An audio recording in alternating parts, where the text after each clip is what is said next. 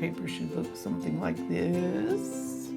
And we're going to go on now to the fourth element of design, which is value.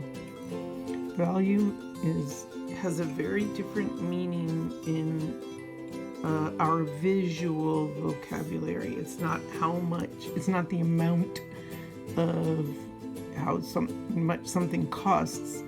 It's really the amount of lightness or darkness and color or shading. So that's value in our visual vocabulary.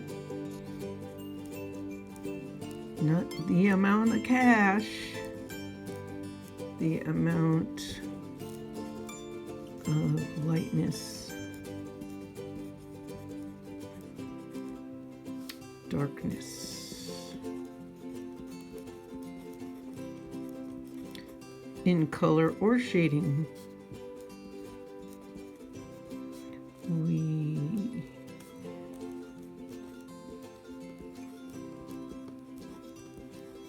I will timestamp all of these for you at the bottom of the video, so if you need to go back and go through them, for sure, Okay, so I teach both multicultural art and drawing. This year, as I'm doing this video, this is just for my mixed media class, in which case we really will not be shading a lot.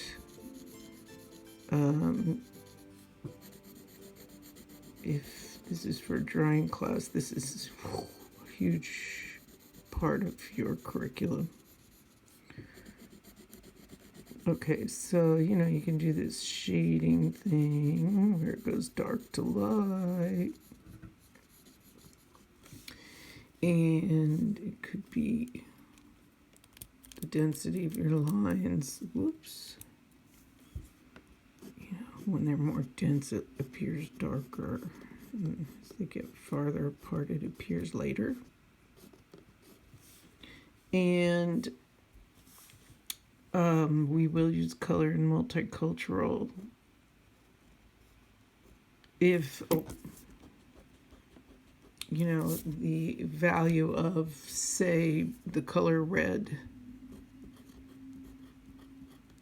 when you add white, the lighter end of the value scale of red is pink, and the darker end is burgundy.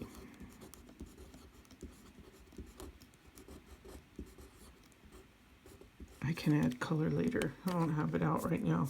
So on to the M, and we're going to create a value. We're going to create value variations within the M, and I'm going to do it with density of lines. If you want to grab your colored pencils and get that pink thing going on, and the red and the burgundy, go for it. So I'm going to do it by distancing my lines here. Further apart is lighter.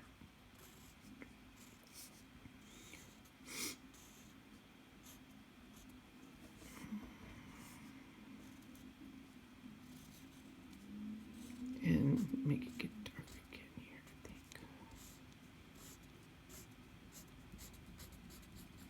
I think. Okay. So, what value? Dark. Got it? Good. Okay, let's keep going. The fifth element of design, which is a really huge topic in visual art. We are barely touching one dot of the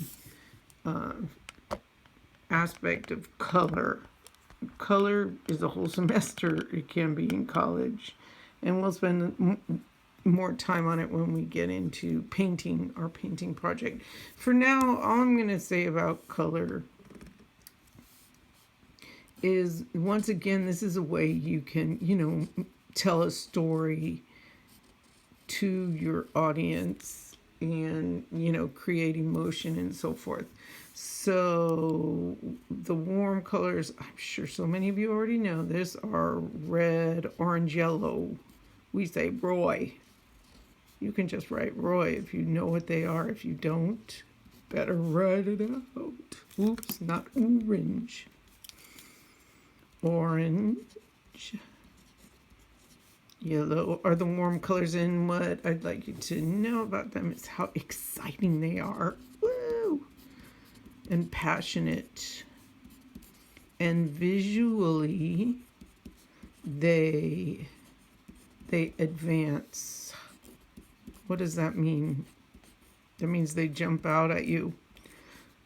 My standard example of that is when you're driving down the road and you, for miles away, you can see a fast food sign like McDonald's. They made it red and yellow on purpose because it jumps out at you. In your artwork, when you want to show something really intentional and you want it to jump out at you, use the warm colors versus the cools, which are chill. Haha. Get it? Cool, chill, you betcha. And the cools are opposite on the color wheel we'll go into when we paint. Blue, BGV, green and violet. Blue, green and violet. Some people say purple. And the cools are really restful, friendly colors.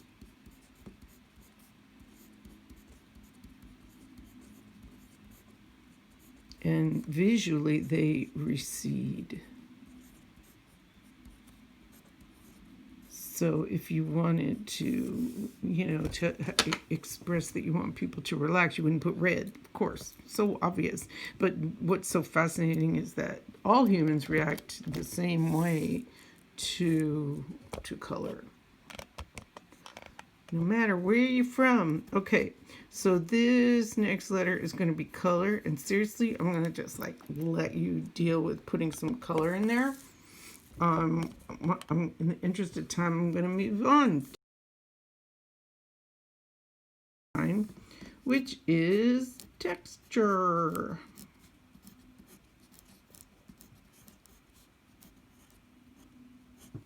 Texture is, well, it's the surface quality. It's the way something feels. And the thing with texture is you can create the illusion of texture like wood, or you work in different textures. In my drawing class, you're going to create the illusion of these surface qualities. In multicultural art, we'll do both. In some projects, you create the illusion of a surface quality. But we also work in different textures in multicultural art, like yarn and metal and stone, etc. Okay, texture is the surface quality, the way something feels.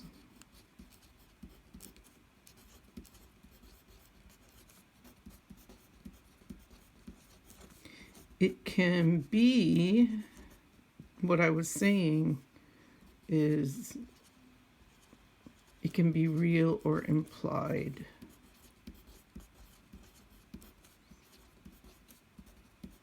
What does that mean, implied texture? Well, if you draw a ball, a sphere, and you put all these little spikes on it, then that is implied texture. It's not really sharpy. Spiky. Spiky.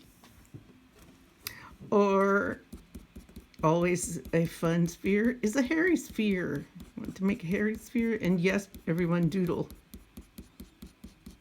I'll give you some extra time when we're done to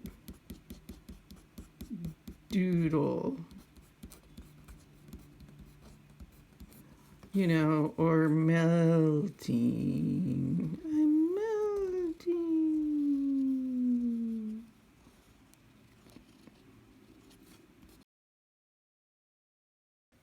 Okay, we can see that I've added color and texture to two of my letters. Just pause and do the same whenever you need to. The seventh element of design is space, and there's a lot of say about using your space well in your artwork, developing a nice composition. For the purposes of this introductory lesson to the elements of design, let's talk about a few tricks artists use to create space. Creating the illusion of space, or the illusion of depth. What tricks do artists use so when you look at a flat surface, it looks like you're going back in space? They know exactly what they are and exactly how to manipulate them. Doodle along with me. We'll talk about 3 of them this time. So, the 1, 2, 3 tricks coming up. The first trick, you ready? Is to change the size of something. I'm just going to use circles. So if you have something big, huge in your face, it looks close up. As things get smaller, they look further away. Change the size to create the illusion of depth. You can overlap.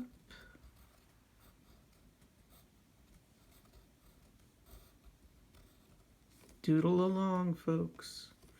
So if you have a little sphere here and a big one there and another little one there, half one behind.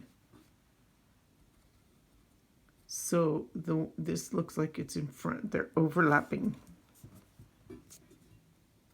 They can also run off the page. Okay, so overlap is the second very well-known trick. And the third one takes a little longer to illustrate, is if you change the value of something, it'll create depth. How can I do this quickly for you?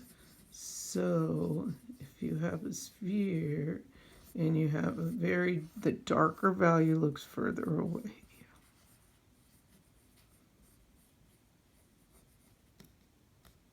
Change the value to make something look far away. You can also combine them. So you have overlap and change of size and change of value. So that would be the brightest right here because it's so close.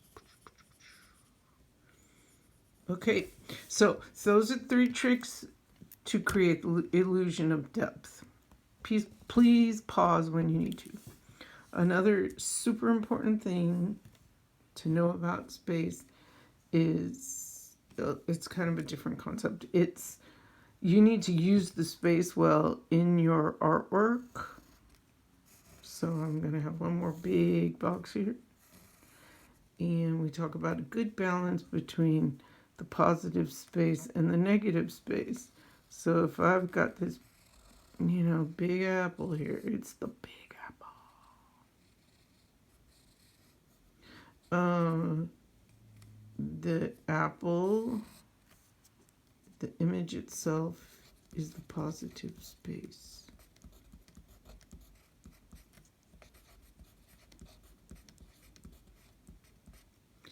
In the background is the negative space.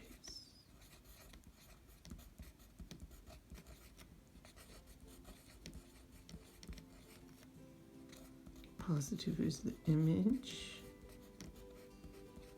Negative is the background. And you need a good balance between positive and negative space. If you were doing a whole picture, you don't have to draw this, but just for the sake of conversation, if this is your whole picture, you don't want to use this much space. That's what people do, right? That's poor use of space.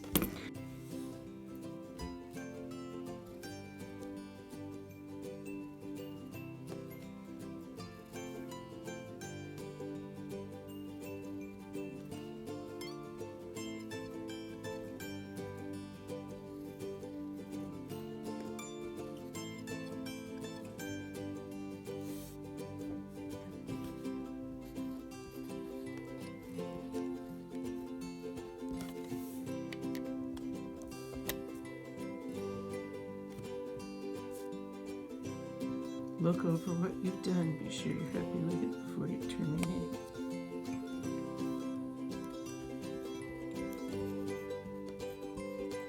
In the visual art class, the way things look matters, even your notes.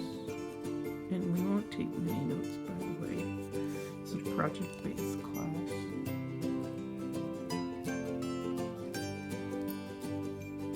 Okay, that's it for the elements of design. Moving on to your project next. The elements of design license plate.